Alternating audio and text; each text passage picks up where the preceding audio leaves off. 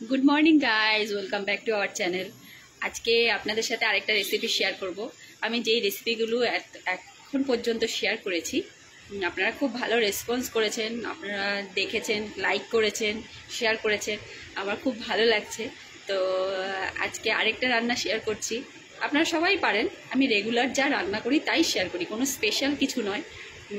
তো আপনারা দেখছেন, আমার খুব ভালো লাগছে। তাহলে চলুন রান্নাঘরে যাওয়া যাক আর দেখা যাক কি রান্না করি। চলুন।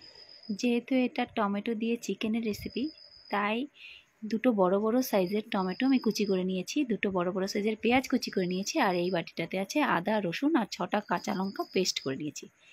এবার এখানে আছে 500 চিকেন, সবগুলোই উইংসের পিস, একটা লেগ পিস আছে, আর কিছু কচকচি আছে, এটাকে আমরা কচকচি বলি। আমি ভালো করে ধুয়ে পরিষ্কার করে নিয়েছি, নিয়ে একটা ঝুড়িতে রেখে দিয়েছি যাতে মাংসের এক্সট্রা জলটা ঝরে যায়। সুন্দর করে পরিষ্কার করে নিয়েছি। এবার কড়াইতে পরিমাণ মতো তেল দিয়ে দিয়েছি, যেই পরিমাণ খাবেন সেই পরিমাণ তেল দেবেন। আমি একটু বেশিই তেল দিয়েছি। এলাচ, দারচিনি, লবঙ্গ দিয়ে দিলাম। ফ্লেভার বেরিয়ে আসলে তেজপাতা দিয়ে দেব। তারপর আমি দিয়ে দেবো এতে পেঁয়াজ কুচি, দুটো বড় সাইজের পেঁয়াজ কুচি করে রেখেছিলাম, পেঁয়াজ কুচি দুটো দিয়ে দেব। পেঁয়াজটাকে আমি লাল লাল করে ভাজবো। মিডিলে আমার একটা ভিডিও ডিলিট হয়ে গেছে, আমি আদা রসুন আর কাঁচা লঙ্কার পেস্টটা করে রেখেছিলাম, সেই পেস্টটাকে যখন আমি দিয়েছি সেই ভিডিওটা ডিলিট হয়ে গেছে।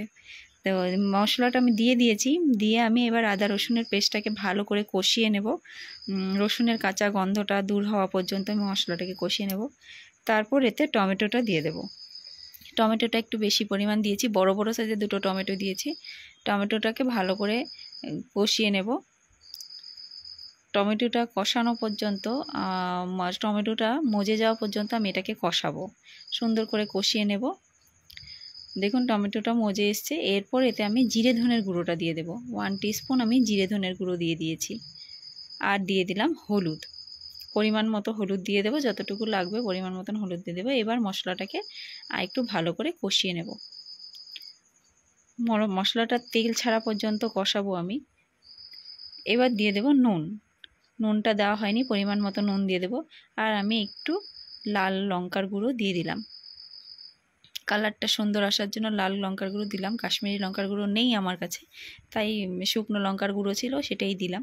এবার মশলাটাকে খুব ভালো করে তেল ছাড়া পর্যন্ত কষিয়ে নেব। ভালো করে কষিয়ে নিলাম। দেখুন মশলাটা কষানো হয়ে গেছে। এবার এতে দিয়ে দেব চিকেনগুলো। আপনারা সবাই হয়তো পারেন, কিন্তু আজকে আমি একটু অন্যরকমভাবে বানিয়েছি, সেটা আপনাদেরকে বলছি। এবার চিকেনটা দিয়ে দিলাম। চিকেনটাকে আমি ভালো করে কষিয়ে নেব। মশলাটা কষানো হয়ে গেছে, এবার চিকেনটা দিয়ে আমি কষাবো। সব উইংসের পিস এখানে, তো চিকেনটাকে কষাবো। এবার আমি একটু ঢেকে দেব, 10 মিনিটের জন্য ঢেকে দেব, লো ফ্লেমে 10 মিনিটের জন্য ঢেকে দেব। 10 মিনিট হয়ে গেছে, দেখুন ঢাকনাটা খুলে দিয়েছি। এবার চিকেনটাকে আর একটু নেড়ে চেড়ে দেব, এখনও কষানো হয়নি। এবার এতে দিয়ে দেব টমেটো কেচাপ। আমি বলেছিলাম চিকেনটা আমি একটু অন্যরকমভাবে বানাচ্ছি, এটাতে টমেটো পুরোপুরি টমেটো ফ্লেভারের থাকবে। টমেটো কুচি দিয়েছি, আর বেশ খানিকটা টমেটো কেচাপ দিয়ে দিয়েছি। যারা খেয়েছেন তারা অবশ্যই জানবেন যে এইভাবে চিকেন বানালে খেতে খুব ভালো হয়, আর যারা খাননি তারা অবশ্যই একবার ট্রাই করবেন, খুব ভালো হয় খেতে, ভীষণ টেস্টি হয়। আমি মাংসটাকে ভালো করে কষিয়ে নেব। দেখুন পুরো কষানো হয়ে গেছে। এইবার এতে আমি জল গরম করে রেখেছিলাম, গরম জল দিয়ে দেব। এতে অ্যাকচুয়ালি আলু দেওয়া দরকার নেই, আলু দিলে পরে বেশি ভালো লাগবে না, কিন্তু আমার আলু খেতে ভালো লাগে বলে আমি আলু ভেজে রেখেছিলাম, আলুটা দিয়ে দিলাম।